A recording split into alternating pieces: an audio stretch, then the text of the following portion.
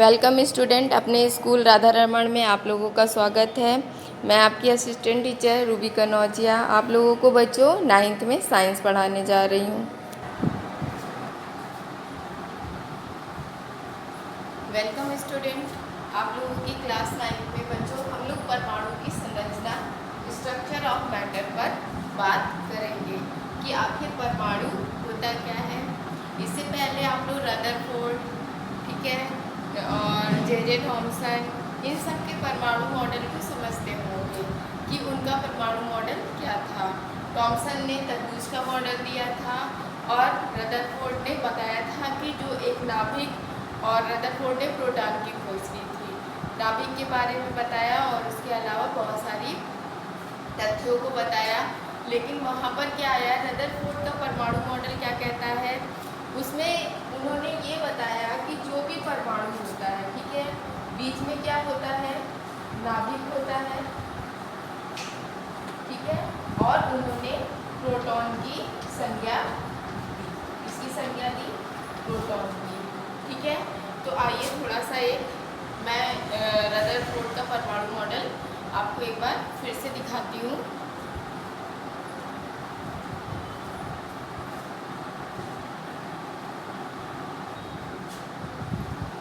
बच्चों, थॉमसन ने क्या बताया था कि परमाणु मॉडल क्या होता है, एक तरबूज के आकार का होता है। किस तरीके से होता है, एक तरबूज के आकार का होता है, जिसमें क्या होता है, जो लाल हिस्सा होता है वो धनात्मक होता है, ठीक है, और इलेक्ट्रॉन जो होते हैं, जो ऋणात्मक हिस्सा होता है, वो तरबूज में जैसे बीज धसे होते हैं वैसे ऋणात्मक हिस्सा धसा होता है। तो ये किसका मॉडल था, थॉमसन का, ठीक है, इसका मॉडल था, ये थॉमसन का था परमाणु मॉडल। लेकिन इसको उन्होंने गलत साबित कर दिया गया। इसके बाद रदरफोर्ड आए। तो रदरफोर्ड का परमाणु मॉडल क्या कहता था, रदरफोर्ड ने आपको बताया था कि परमाणु मॉडल जो होता है, एक उन्होंने सोने की पन्नी पर एक अपना प्रयोग किया था। तो जब उन्होंने सोने की पन्नी पर प्रयोग किया तो कुछ उन्होंने अल्फा किरणों की बमबारी की। अल्फा किरणों की बमबारी में कुछ किरणें तो क्या हो गई, उसको भेजकर निकल गई, कुछ किरणें जाकर क्या हो गई, अपने मार्ग से थोड़ा सा विचलित हो गई,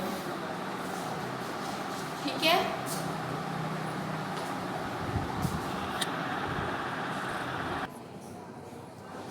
अपने मार्ग से विचलित हो गई। उसके बाद क्या हुआ, और कुछ किरणें क्या है, अपने मार्ग पर वापस आ गई, ठीक है। तो इससे इन्होंने ये निष्कर्ष लगाया कि जरूर इसके बीच में कोई चीज ऐसी है जो इन किरणों को क्या कर रही है, रोक रही है, और कुछ चीजें ऐसा है जो हिस्सा खाली है जिससे किरणें वापस चली जा रही हैं, ठीक है। तो उन्होंने ये लगाया कि जो अल्फा किरणें होती हैं, हमारी जो अल्फा किरणें होती हैं वो धनात्मक होती हैं, और धनात्मक होने के कारण जो है ये धनात्मक, और जो इलेक्ट्रॉन जो हम लोग जानते हैं कि जो सेम चार्ज होते हैं, धनात्मक और धनात्मक चीज़ें एक दूसरे को क्या करती है, प्रतिकर्षित करती हैं। तो उन्होंने कहा कि अंदर जरूर कोई चीज़ धनात्मक है, कुछ हिस्सा जहाँ से किरणें वापस आ जा रही हैं, और कुछ हिस्सा क्या है, खाली है। तो इस तरीके से उन्होंने बताया कि परमाणु का जो मॉडल होता है उसमें से कुछ हिस्सा क्या होता है, खाली होता है, और कुछ हिस्सा क्या होता है, भरा होता है, जिसमें इसका परमाणु का पूरा द्रव्यमान निहित होता है। उसको उन्होंने नाभिक कहा।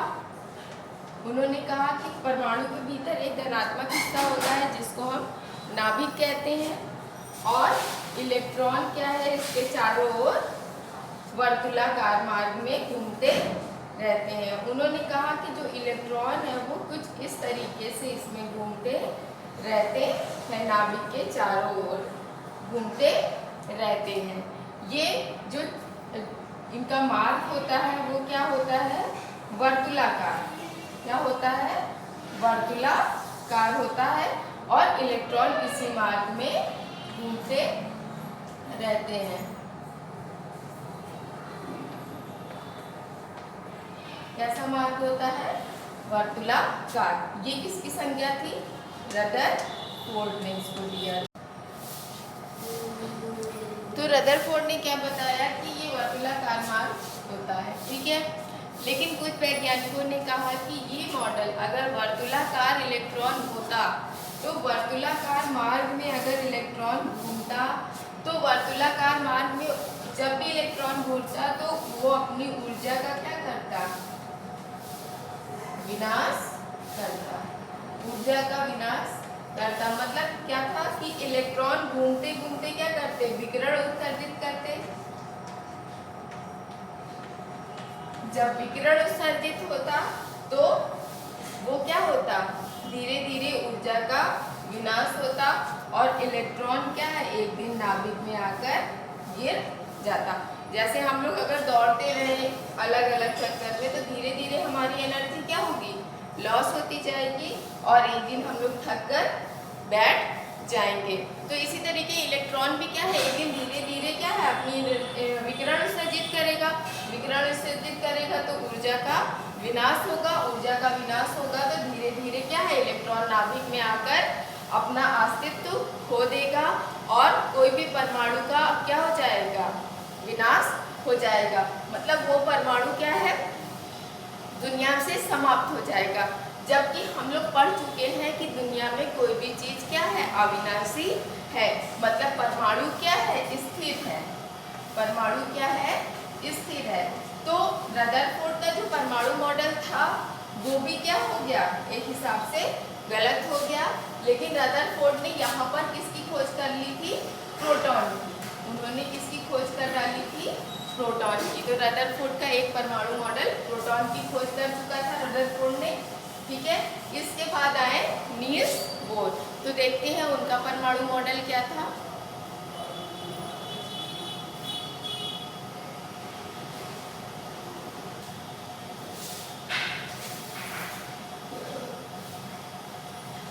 तो बोर का परमाणु मॉडल देखते हैं हम लोग क्या कहते हैं।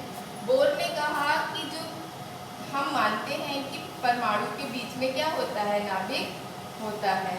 लेकिन जो इलेक्ट्रॉन है वो वर्तुलाकार में ना घूमकर किसी एक निश्चित कक्षा में घूमते हैं, ठीक है। जैसे ये एक इसकी कक्षा स्थिर हो गई, ठीक है। दूसरी कक्षा स्थिर हो गई।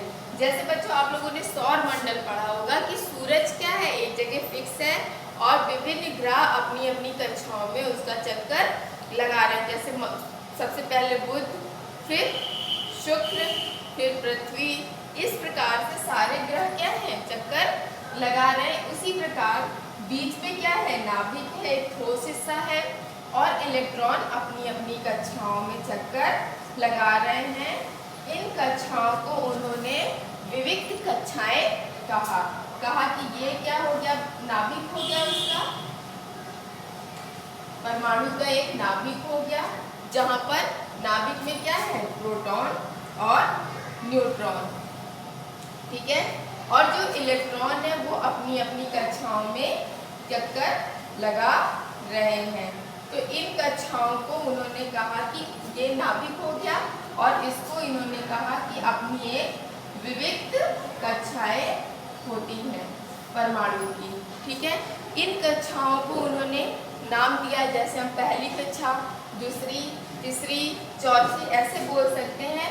इसके अलावा उन्होंने कहा के, एल, एम और एक अगर और हो जाती है तो एन। इसी प्रकार परमाणु की अलग अलग इलेक्ट्रॉनों की अपनी अपनी कक्षाएं होती हैं जो जहाँ पर इलेक्ट्रॉन घूमते रहते हैं। तो ये बोर का परमाणु मॉडल था। बोर ने अपने परमाणु मॉडल को इस प्रकार दर्शाया।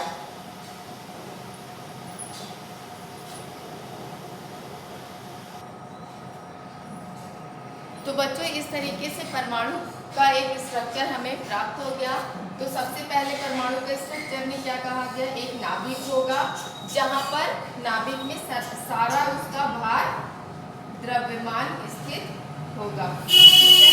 और नाभिक में प्रोटॉन और न्यूट्रॉन पाया जाते हैं। न्यूट्रॉन क्या होता है? न्यूट्रॉन के बारे में मैं बता देती हूँ कि इसकी खोज जो है चार्विक ने की थी, ठीक है। चार्विक एक वैज्ञानिक थे, इन्होंने ये बताया कि नाभिक के भीतर केवल प्रोटॉन नहीं होता है, एक न्यूट्रॉन भी होता है जो आवेश रहित होता है। तो हम लोगों ने 3 आवेश पढ़े हैं, प्रोटॉन, ठीक है, जिसको हम P से, और ये कैसा होता है, धनात्मक होता है, ठीक। दूसरा क्या हो गया, न्यूट्रॉन, न्यूट्रॉन क्या होता है, इसको N से, और ये जो होता है आवेश रहित होता है। कैसा होता है बच्चों, आवेश रहित, ठीक है, आवेश रहित होता है। और अगला जो हो गया इलेक्ट्रॉन,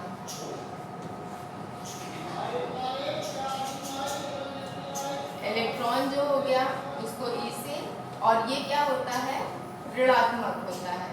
ये कैसा होता है, ऋणात्मक होता है। तो इस प्रकार बच्चों हम लोगों ने परमाणु का नाभिक देख लिया, और इलेक्ट्रॉन क्या है, अपनी अपनी कक्षाओं में घूमते रहते हैं, ठीक है।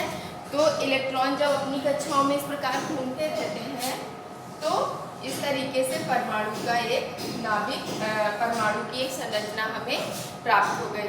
चलिए, सबसे बड़ी चीज अब एक समस्या आई कि इलेक्ट्रॉन आखिर अपनी अपनी कक्षाओं में घूमते तो हैं, लेकिन हर कक्षाओं में इलेक्ट्रॉन का भी वितरण किया गया कि किस कक्षा में कितने इलेक्ट्रॉन होने चाहिए, क्योंकि पता चला यहाँ 10 हो गए, यहाँ 2 ही है, तो ऐसा नहीं है। हर कक्षा, जैसे मैंने आप लोगों को K, L, M ये सारी कक्षाएं पढ़ाई ना, कि K, L, M, N ये सारी कक्षाएं होती हैं, ठीक है। तो इन कक्षाओं में आखिर इलेक्ट्रॉन कितने होंगे, इस चीज को हम लोग देखते हैं।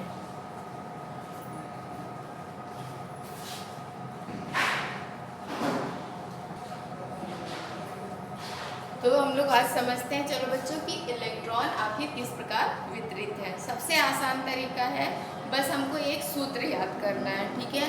तो यहाँ पर 2 वैज्ञानिक थे, बोर और बरी। कौन कौन लोग थे, बोर और बरी, ठीक है। तो ये बोर बरी का बोलते हैं इलेक्ट्रॉन वितरण नियम। क्या बोलते हैं, बोर बरी का इलेक्ट्रॉन वितरण नियम। तो इसको हम क्या कह सकते हैं, इलेक्ट्रॉन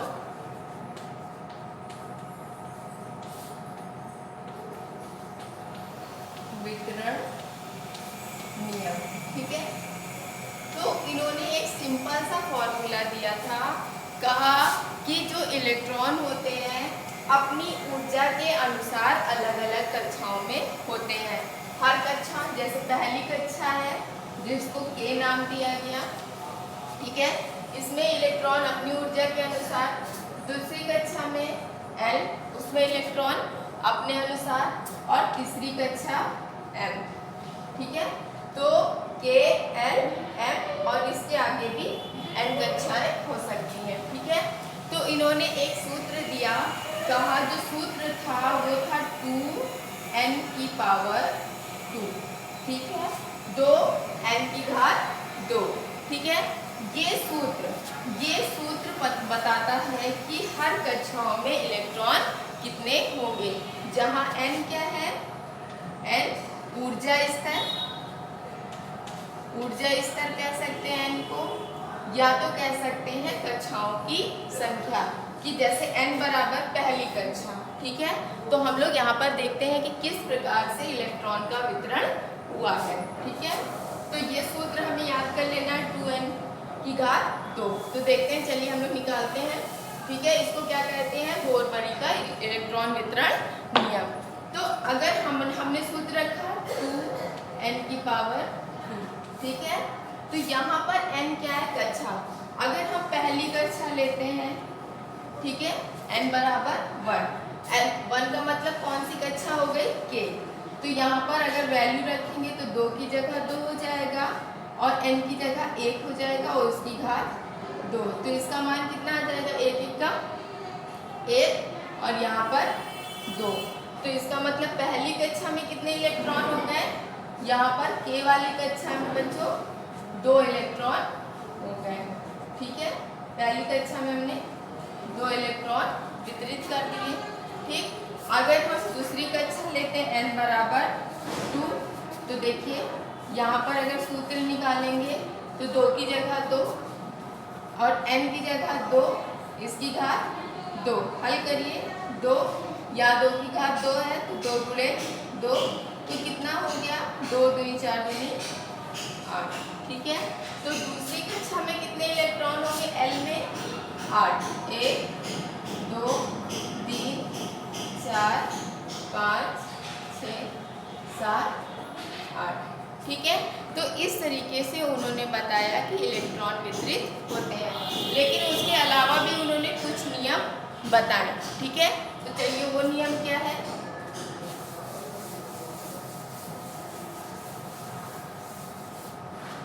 उन्होंने कहा कि जो बाहरी कक्षा होती है इलेक्ट्रॉन की, तो जो बाहरी कक्षा है उसमें अधिकतम कितने इलेक्ट्रॉन रह सकते हैं, अधिकतम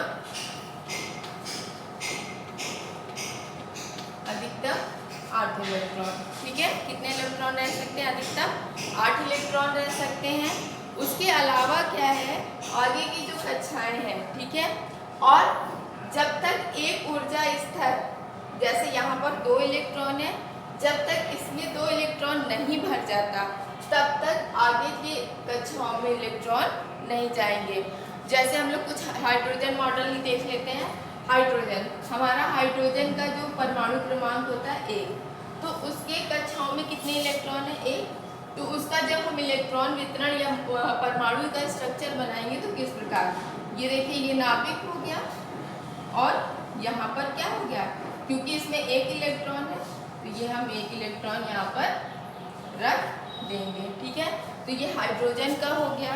आइए हीलियम का देखते हैं। हीलियम का परमाणु क्रमांक क्या होता है, 2। इसका मतलब उसके पास कितने इलेक्ट्रॉन है, 2 इलेक्ट्रॉन है।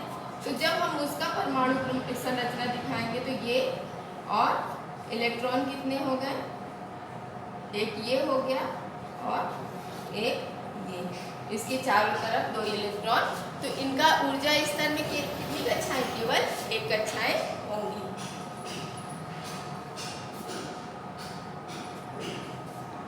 ठीक है, इसके अलावा हम लोग चलिए लिथियम का देख लेते हैं।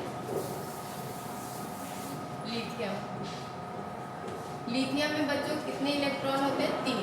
अगर इसका विन्यास करेंगे तो पहली कक्षा में क्या हो जाएगा, 2 इलेक्ट्रॉन और अगली कक्षा में 1 इलेक्ट्रॉन। ठीक है, तो यहाँ पे एक ये हो गया और पहली कक्षा में इसके 2 इलेक्ट्रॉन हो गए और जो अगली कक्षा हो जाएगी, जैसे ये 2 इलेक्ट्रॉन यहाँ पर जाएंगे ये दूसरी कक्षा में पहुँच जाएगा। ठीक है, तो इस तरीके से बच्चों एक चीज और हम लोगों को समझ में आती है, एक शब्द निकलता है संयोजकता। क्या निकलता है, संयोजकता।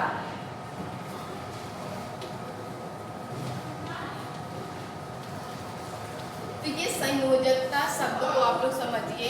ठीक है, संयोजकता शब्द जो होती किसी भी परमाणु की किसी भी दूसरे परमाणु से जुड़ने की जो क्षमता होती है वो संयोजकता बताता है। ठीक है, क्या बताता है, संयोजकता।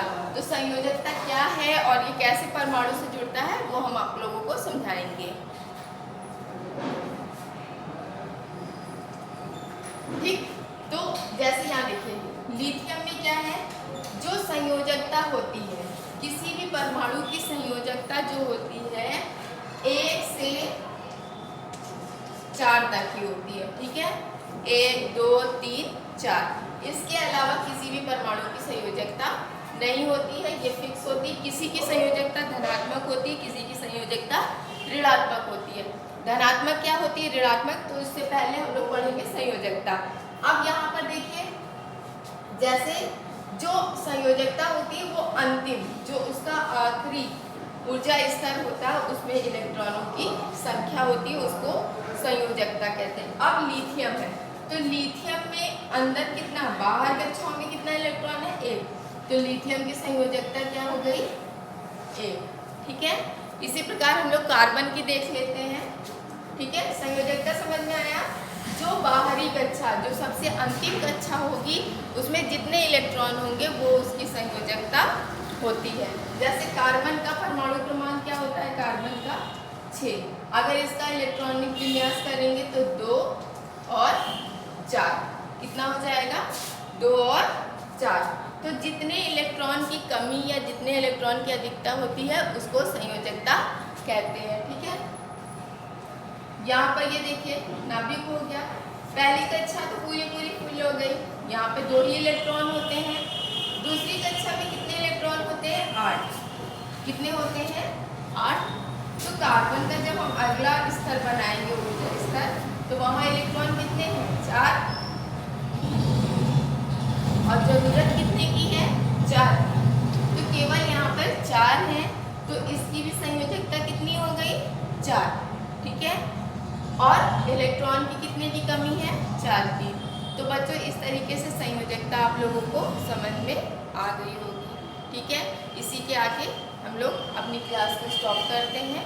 बाकी क्लासेस में आगे का हिस्सा हम लोग अगली क्लास में देखेंगे। धन्यवाद बच्चों।